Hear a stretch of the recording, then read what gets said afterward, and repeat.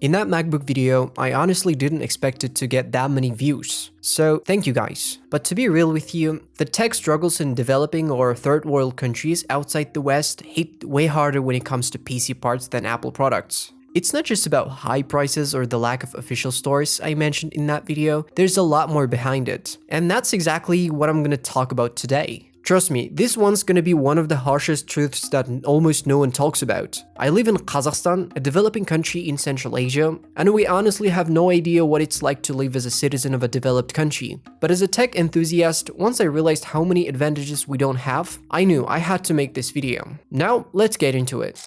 People watch presentations from AMD and Nvidia and say, alright, the RTX 4090 is $1,599 at launch. It's expensive, but affordable. Or, okay, I need to find a job because a new GPU just dropped. Or $1,599? I'm not buying that one. I'll get the RTX 3090 instead, since it'll be cheaper now. But people think that way only in the West, because in countries like mine, which are far away from the West, or that people in the West don't even know exist, we think differently. Alright, $1,599? Now we have to predict how much it'll cost after adding logistics, reseller margins, and government fees. Sounds creepy, doesn't it? But don't rush, because that's not even the main thing to worry about. If we take into account that most GPU consumers are gamers, mostly 18 to 34-year-old regular workers, not to mention underage kids, most of them don't really understand basic business concepts like margins, government fees, or logistic costs. That means for them, $1,599 doesn't mean anything. You know, I'm just an average guy from Kazakhstan, nothing special. I watch those presentations from big companies because I'm curious, but my brain automatically ignores the price numbers. I know they're meant for people living on the other side of the Atlantic Ocean, or in countries smaller than my city but somehow more developed than my entire country. Then I check my local market prices and get shocked, like damn, that costs as much as 3 my salaries. And I do that every time. But why does it happen? It's obvious to people living in developing countries, but I wanted to explain for those in more developed ones. The simple answer is taxes. If you're watching from the US, let me explain using your system. You know, there are business types like sole proprietorships, limited liability companies, and corporations. Most companies that make PC components like Nvidia or AMD are corporations. They're big and they pay taxes. But even if taxes get high, it doesn't really affect product prices. It's probably illegal to raise prices because of tax changes, since people would rebel against the company if they suspected that. In developed countries, pricing mostly depends on demand and competition. And thankfully, there's competition, which benefits consumers.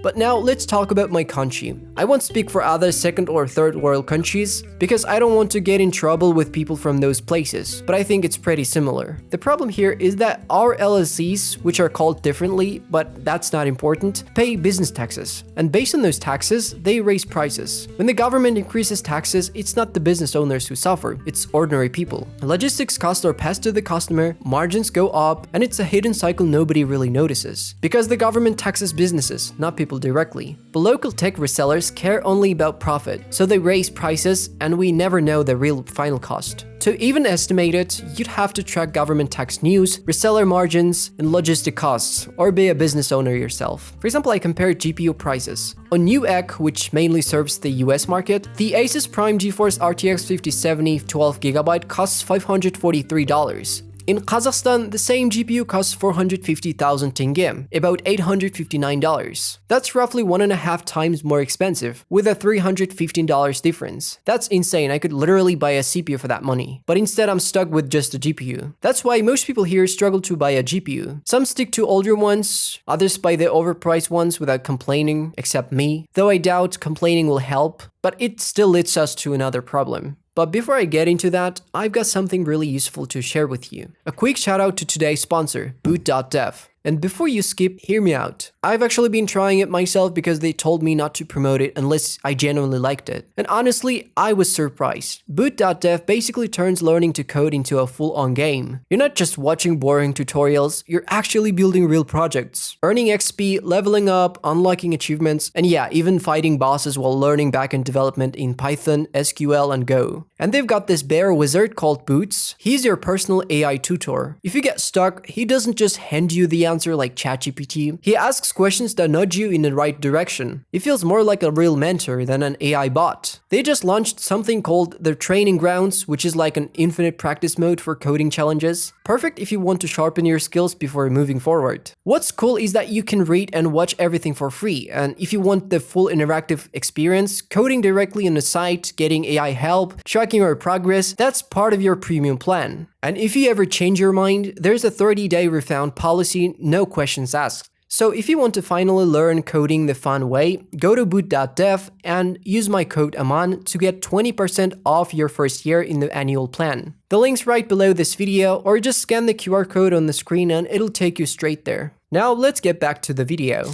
And the next problem is currency dependency. Most people can't even imagine how hard it is to have a currency other than the dollar or euro, because everything you see on screens, whether in presentations or in markets, is shown in dollars. Obviously, every big corporation is based in the US, which is why almost everything is priced in dollars. The dollar itself can go up or down, but it doesn't make much difference because the changes aren't intense. However, other currencies, especially mine, fall much more drastically. In just 1 year, you can see a 6 to 12% drop in value. For example, a year ago, $1 was about 490 Kazakhstani tenge. Well, today it's 525. It's not a massive drop, but still it's what it is. In some years, it falls even more sharply. That brings us to the main problem. When our currency falls, salaries usually stay the same. That means you earn fewer dollars the next year, while PC components never get cheaper. On the contrary, they keep getting more expensive. For example, the RTX 4090 launched at $1,599, and the RTX 5090 costs $2,000. That's inflation, and that's why people here end up buying GPUs at higher and higher prices every time. People in Western countries often ignore this issue because they are mostly dealing with inflation, while for the rest of the world, the real problem is devaluation. And that brings us to another unique thing about building a PC in third world and second world countries.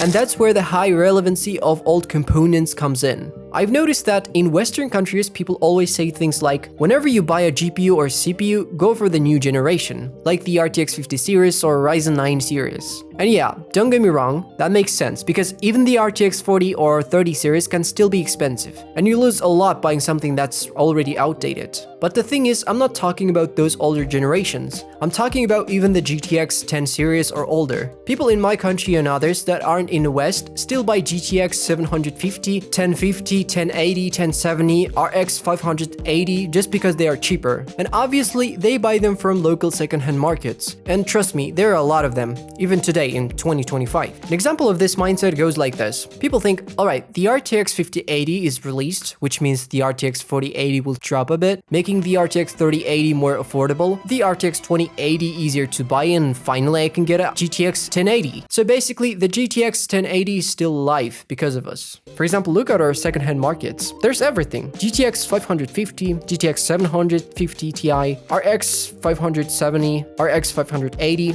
That shows these video cards are still alive, and some of them are actually great for building budget PCs. Even when it comes to RAM, you can still find DDR1, DDR2 memory, and Intel Pentium or AMD FX CPUs everywhere. The high relevancy of old parts means there's less demand for new generation video cards or a lot of loans for citizens, because an ordinary worker here won't buy an RTX 5090 for cash. And that leads to the next problem of building PC in here. And another problem is, it's not exactly a problem, but it's something worth mentioning anyway. When you watch AMD, Nvidia, or Intel presentations, you can notice that at the end, they announce a release date. And that date is usually accurate only for developed countries, where logistics are faster, the economy is stronger, and in general, countries like the US, those in Europe, Japan, South Korea, and others more developed. But when it comes to undeveloped or developing countries, they depend on local tech resellers who receive shipments only after the initial wave. They usually get shipments from nearby higher economy regions and they sell them in less developed countries. That happens, as I mentioned earlier, because of certifications and localization delays, market size, marketing strategy, and economic and tax factors. There are tons of reasons that cause this problem, but it's still inevitable. And because of that, by the way, when a new component is released, I often see people already filming videos about it on TikTok, YouTube, or other social media platforms. This isn't really a big issue for people in third world countries because they don't care much anyway. Nobody nobody buys GPUs at lunch, as I said earlier, due to economic reasons and all that. And by the way, that's also why it's hard to find Founders Edition versions of GPU in less developed countries. They're either too expensive or simply unavailable on the market. In general, people struggle to find CPUs and GPUs for a lower price, and that leads us to another problem. Do you know the popular statement where people say gamers are willing to pay thousands of dollars for PC parts, but when it comes to Windows keys, they struggle to pay even $1? You probably thought it's a joke, right? Well, it's not a joke. In my country, almost nobody buys Microsoft Office or Windows keys. After building a PC, most guys here install Windows or whatever OS they want. If they install Windows, they simply hack it. That happens because people think Microsoft products are too expensive considering their purpose. For example, what does Windows actually give you? It's an operating system that's easy for beginners to use. But if you look closer, there are tons of issues we don't talk about, like privacy concerns, high RAM usage, and useless built-in apps that nobody uses. And all of that is sold for prices as expensive as a kidney on Microsoft's official store. And if you don't believe that people actually trick Microsoft, just look it up. There are tons of videos and public guides about it. And when it comes to Windows programs, I personally don't use them. Why should I? When there are Google Docs, Google Slides, and Google Sheets everywhere, and they are free. That's why that meme or joke is still relevant among people. But this is just a small reason behind a much bigger economic problem. So, to sum everything up, the reality of being a tech enthusiast in a developing country is completely different from what people in the West experience. While they complain about slight price increases or delayed restocks, we deal with taxes, currency drops, logistic issues, and overpriced components that sometimes cost as much as 3 months of salary. For them, I'm not talking about everyone, but mostly, PC is a hobby or passion. But for us, it's almost a luxury project that requires patience, research, and luck. But somehow people here always find a way. They take loans, save for months, do whatever it takes, but honestly saving up for a PC is way more worth it than spending that money on a new iPhone, right? Anyway, that's it for today. Thanks for watching, and if you enjoyed the video, make sure to drop a comment, share your thoughts, and subscribe. See you in the next one.